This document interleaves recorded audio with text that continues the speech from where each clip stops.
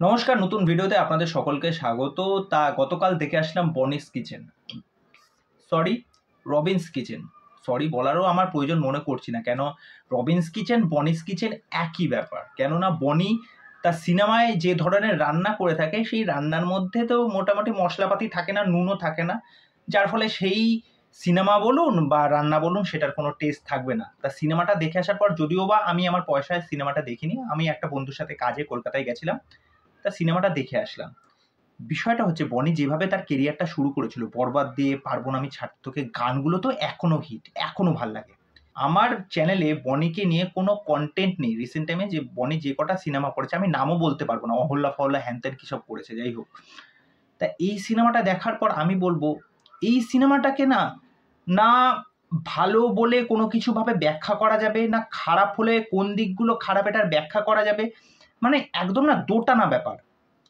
এর থেকে, এরকম সিনেমা দেখার থেকে জি বাংলায় যে রান্নার এপিসোডগুলো হয় সেটা দেখা অনেক ভালো। কেন? সেখান থেকে আপনি রান্নার কোনো একটা রেসিপি সম্পর্কে আপনার আইডিয়া হবে, আপনি শিখতে পারবেন, বাড়িতে রান্না করতে পারবেন, আপনি খেতে পারবেন এবং ১০-৫টা লোককে খাওয়াতে পারবেন, আপনার প্রশংসা করবে। এই সিনেমাটা দেখার কোনো অর্থই নেই। আর সর্বোপরি মানে প্রিয়াঙ্কা সরকারের মতো একজন অ্যাক্ট্রেস, আমি জানি না কী হিসাবে বনির সাথে এই কাজটা করার জন্য আগ্রহী হলো।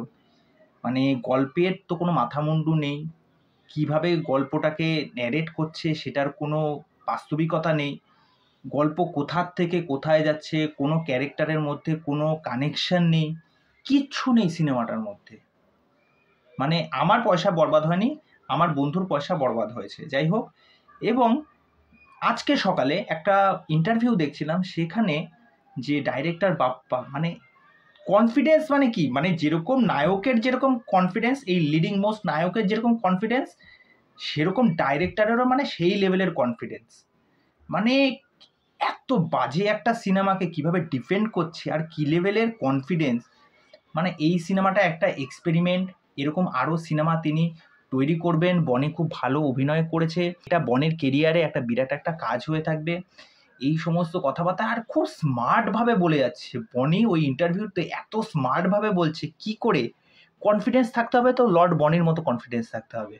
মানে আমি জানি আমি মানে জঘন্য গু লেভেলের পারফরমেন্স করেছি, গু লেভেলের স্ক্রিপ্ট, গু লেভেলের সিনেমা, কিন্তু তা সত্ত্বেও এরকম কনফিডেন্স থাকার দরকার। যাই হোক, ভুলেও রবিনস কিচেন অন্তত দেখতে যাবেন না, ঠিক আছে? এবার যদি আপনি নিজের গ্যাটের পয়সা খরচা করে যদি রবিনস কিচেন দেখতে চান, রবিনস কিচেন বা বনিস কিচেন দেখতে চান, দেখতে যেতেই পারেন। তাই এই সিনেমাটাকে নিয়ে না অ্যাকচুয়ালি কোনো রিভিউ করার আমি প্রয়োজন বোধ করছি না। আর ভাবতে অবাক লাগে যে বনি খাদানের মতো একটা কাজকে, মানে বলে না যে হাতের লক্ষ্মী পায়ে ঠেলে দেওয়া, বনি হচ্ছে সেই কাজটাই করেছে, ঠিক আছে? এর চেয়ে বড় আর দুর্ভাগ্য আর কিছু হতে পারে না। সে যেরকমভাবে ইন্ডাস্ট্রিতে এসেছিল, এই যে বলে না স্টারডাম ধরে রাখা কিন্তু একটা বিরাট বড় কাজ। আজকে তাকে নিয়ে লোকে তুচ্ছ-তাচ্ছিল্য, তাকে নিয়ে মন্তব্য করছে কেন? কেননা সে নিজের জায়গাটা নিজেই তৈরি করে ফেলেছে। কোনো রকম চেষ্টা নেই, কোনো কিছু চেঞ্জ করার কোনো আগ্রহ নেই। আর কি হবে? তা যাই হোক, এই বিষয় নিয়ে আপনাদের কি মতামত সেটা অবশ্যই আমাকে জানাবেন। তো চলুন আজকের ভিডিও এখানে শেষ করছি। পরবর্তী ভিডিওতে আবার দেখা হবে। নমস্কার। আর চ্যানেলে এসে চ্যানেলটিকে সাবস্ক্রাইব করবেন।